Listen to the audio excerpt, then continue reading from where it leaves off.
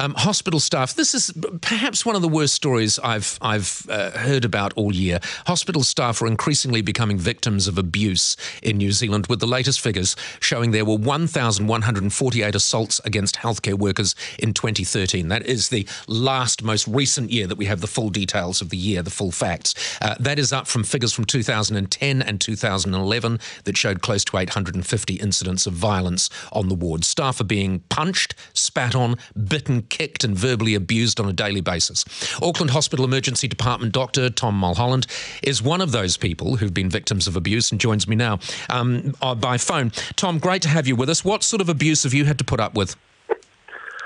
Oh, yeah, certainly verbal abuse and a little bit of pushing, and often you have to restrain people that are, off their chops on something like methamphetamine, and but yeah, it's mostly verbal stuff for me. I'm pretty, imposing. Well, I was going to say, you're a big guy. Kilos. You're a big guy. You'd be able to fend off a few wild punches, wouldn't you?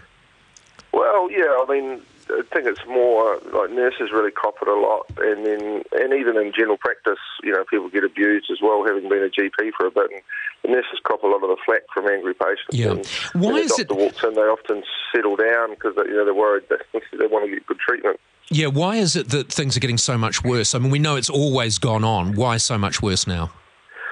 Well, I think, we're seeing more people in the emergency departments would be one. Certainly when those figures came out that synthetic cannabis rubbish was out, and certainly that really escalated a bit for people. They were really, as I say, psychotic and lashing out and really aggressive, so that's another reason. And yeah, I think people are just, especially the waiting room kind of angst is out there. People want to be seen quicker. Everyone wants everything quicker, right? And I guess for me, that's one of the hardest parts of the job is when you're in the resus or something, and there are a few people in road traffic accidents who had heart attacks or strokes. Yeah. You're telling relatives that died, and you go out to see someone in the waiting room, and they've been waiting 2 or 3 hours for something they could have seen their GP or they've had for 6 months, and they give you an earful because they've had to wait. Is there a temptation just not to treat them, just to call the police and get them to move on? I mean, could you have a separate room there so that people can just die?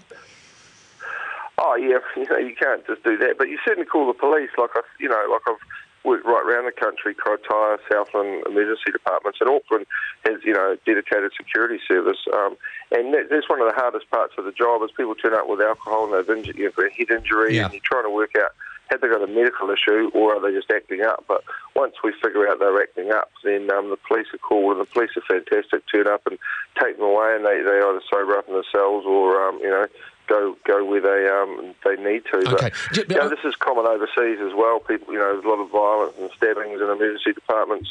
Gangs coming in and attacking staff. Should the DHBs be doing more? I mean, it just seems, to law-abiding citizens like me, it just seems absolutely appalling that you've got people that have trained so hard, they're not paid great salaries, to go in and do long hours and just be abused by shites. Yeah, I'd say, off the top of my head, 5% of people are like that. Most of the people that come through are nice and, and respectful, but there's a certain population that are, and some of them will never change. Some of them are actually psychotic and have mental illness, like I've seen staff have broken bones and smashed shoulders from people that are actually psychotic. So, I think the DHB does a good job in terms of, providing security, especially in the major hospitals. In the smaller hospitals, you're a lot more vulnerable because it's just you and a nurse sometimes. But in terms of maybe the law, maybe we could prosecute more people or I don't know what the answer is. I haven't really thought about that. I think everyone would be in agreement. I think everyone would be in agreement that prosecuting more people would be a good idea in this case. Tom, thank you so much for joining us. Always a pleasure. Thanks, Paul. Thanks a lot. Tom Mulholland, Auckland Hospital Emergency Department doctor, and he is a big guy. You wouldn't take him on even if you're a bit crazy on the P.